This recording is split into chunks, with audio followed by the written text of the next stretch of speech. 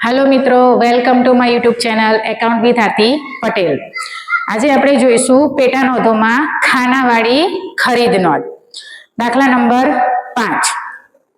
દાખલા નંબર 5 માં આપણે ગડા ઇલેક્ટ્રોનિક્સના ચોપડે ખાનાવાળી ખરીદ નોંધ બનાવવાની છે અને ગડા ઇલેક્ટ્રોનિક્સ ટીવી, ફ્રીજ અને વોશિંગ મશીનના લે વેચનો ધંધો કરે છે। તો અહીંયા આપણે જ્યારે પણ ખાનાવાળી ખરીદ નોંધ બનાવીશું ત્યારે જે પણ વસ્તુઓનું વેપારી ખરીદ વેચાણ કરતો હોય તે વસ્તુઓના આપણે અલગથી ખાના બનાવીશું અને છેલ્લે લખીશું કુલ રકમ। બાકીના ખાના આપણે જે સાદી ખરીદ નોંધમાં આવે છે એવા જ રહેશે। તો પહેલો વ્યવહાર જોઈશું 2018 મે 1। શ્રી દયા ઇલેક્ટ્રોનિક સ્ટોર્સ પાસેથી 10 નંગ ટીવી 30,000 નંગ દીઠ, એનો મતલબ એવું કે છે કે 30,000 રૂપિયા એક નંગના ચૂકવ્યા। 5 ફ્રીજ રૂપિયા 15,000 નંગ દીઠ અને 2 વોશિંગ મશીન 18,000 નંગ દીઠના ભાવે ખરીદ્યા। શાખનો સમય 1 માસ, ભરતીય નંબર 100।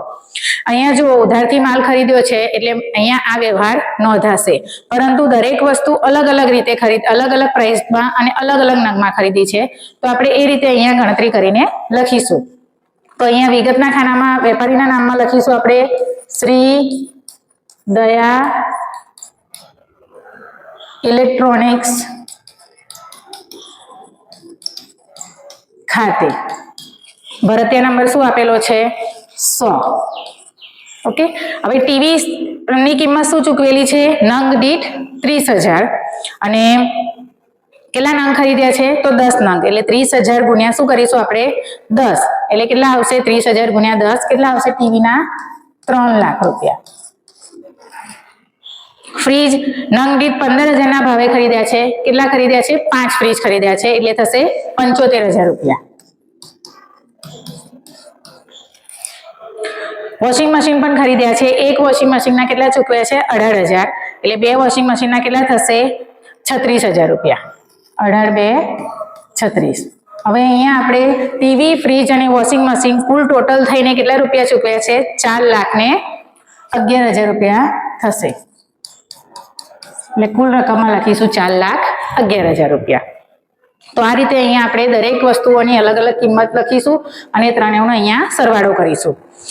7મી તારીખ છે, શ્રી તારક ઇલેક્ટ્રોનિક્સ સ્ટોર્સમાંથી 5 નંગ ટીવી નંગ દીઠ કેટલા ચૂકવ્યા છે? 25,000 અને 10 ફ્રીજ ખરીદ્યા છે। 10% વેપારી વટાવ આપ્યો છે। ભરતીય નંબર કયો છે? 151। નાના તરત જ રોકડેથી ચૂકવી આપ્યા। અડધા નાના તરત જ રોકડેથી ચૂકવી આપ્યા છે। જુઓ અહીંયા અડધા નાના ચૂકવ્યા છે એટલે આ વ્યવહાર આવશે। અહીંયા લખીશું 7મી તારીખ, શ્રી તારક ઇલેક્ટ્રોનિક્સ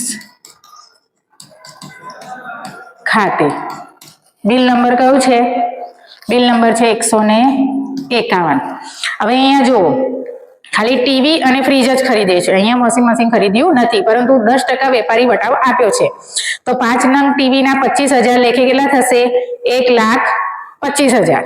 એમાંથી 10% વટાવ આપણે બાદ કરીશું। 1,25,000 ના 10% કેટલા થશે? 12,500। તો 12,500 બાદ કરીશું એટલે કેટલા આવશે? ટીવીના કેટલા લખાશે?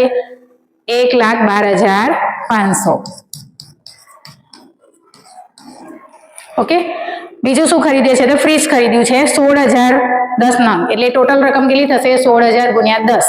16,000 ગુણ્યા 10 એટલે કેટલા થશે? 1,60,000। 1,60,000 ઉપર 10% વટાવ આપણે બાદ કરીશું એટલે કે 16,000 બાદ કરીશું, એટલે 1,60,000 બાદ 16,000 એટલે આવશે 1,44,000।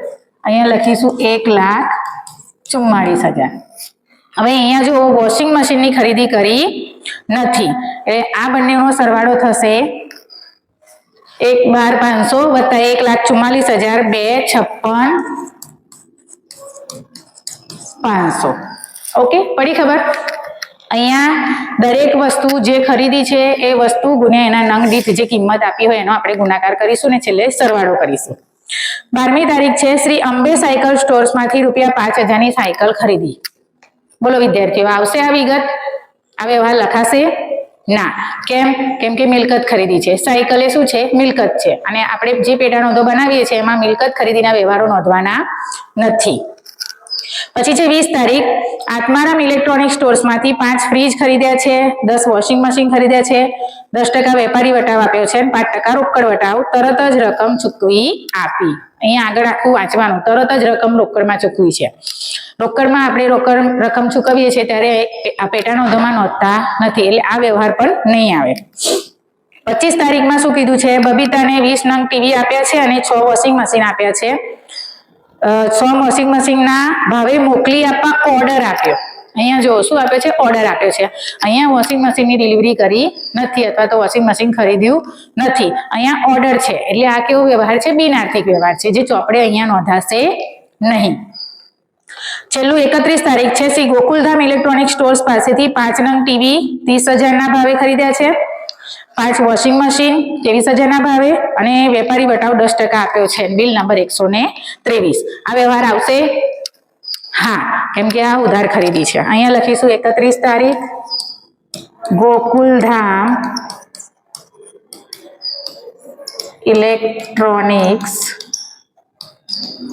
ખાતે.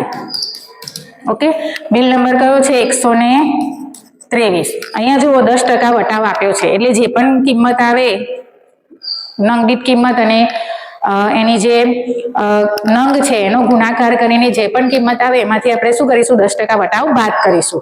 તો પહેલા આપણે જોઈએ ટીવી કેટલા ખરીદ્યા છે, તો 30,000 ટીવી 5 નંગ.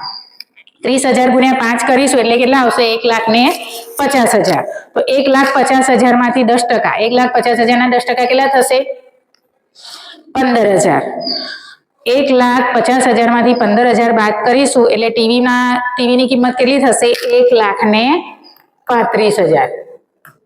ટીવીમાં લખીશું 1,35,000. અહીંયા જુઓ ફ્રીજ ખરીદ્યું નથી એટલે ફ્રીજમાં આપણે શું લખી દઈશું? ડેશ. વોશિંગ મશીન ખરીદ્યું છે 23,000ના ભાવે 5 વોશિંગ મશીન, એટલે 23,000 ગુણ્યા 5 કરીશું કેટલા આવશે? 1,15,000. 1,15,000 માંથી 10%, 1,15,000 ના 10% કેટલા થશે? 11,500. તો 1,15,000 માંથી 11,500 બાદ કરશો એટલે કેટલા આવશે? 1,03,500. ઓકે, હવે 1,35,000 વત્તા 1,03,500 બંનેનું ટોટલ કેટલું થશે? 2,38,500. હવે અહીંયા વ્યવહાર પૂરા થયા. હવે આપણે શું કરીશું? તો બધાનું અહીંયા છેલ્લે ટોટલ કરીશું. અહીંયા લખીશું કુલ ઉધાર ખરીદી. કુલ ઉધાર ખરીદી. તો અહીંયા કુલ ઉધાર ખરીદીમાં આપણે ખાલી કુલનું ટોટલ નથી કરવાનું, અહીંયા બધા જેટલી પણ વસ્તુઓ છે એ બધાનું ઊભું ટોટલ કરીશું. તો ટીવીમાં જો 3,00,000, 1,12,500 ને 1,35,000. તો કુલ ટોટલ એનું કેટલું થશે? 5,47,500. પછી છે ફ્રીજમાં જો 75,000, 1,44,000 એટલે ટોટલ થશે 2,19,000. ઓકે, હવે રહ્યું વોશિંગ મશીન. તો વોશિંગ મશીનમાં 36,000 વત્તા 1,03,500 કરો જો એ ટોટલ કેટલું થશે? 1,39,500. 1,39,500.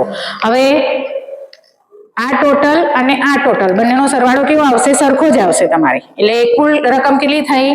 કુલ ઉધાર ખરીદી કેટલી કરી છે? 9,06,000. કેટલી ઉધાર ખરીદી છે? 9,06,000. તો આ રીતે અહીંયા જ્યારે પણ આપણે ખાનાવાળી ખરીદ નોંધ બનાવીશું કે ખાનાવાળી વેચાણ નોંધ બનાવીશું તો જેટલી પણ વસ્તુઓ આપણે વેપારી જે વસ્તુના માલનું લે વેચ કરતો હોય એ દરેક વસ્તુઓના અલગથી આપણે ખાના બનાવવાના રહેશે. હું આશા રાખું છું કે હવે તમને આ ખાનાવાળી ખરીદ નોંધ ઉપરથી તમે સરળતાથી બાકીના દાખલા ગણી શકશો. હું આશા રાખું છું કે તમને ખાનાવાળી ખરીદ નોંધની સારી એવી સમજ આવી ગઈ હશે અને હવે પછીના આપણે વિડીયોમાં જોઈશું ખાનાવાળી વેચાણ નોંધ. જય ભારત, વંદે માતરમ, જય હિન્દ. વિડીયો ગમ્યો હોય તો લાઈક, સબસ્ક્રાઇબ અને શેર કરજો.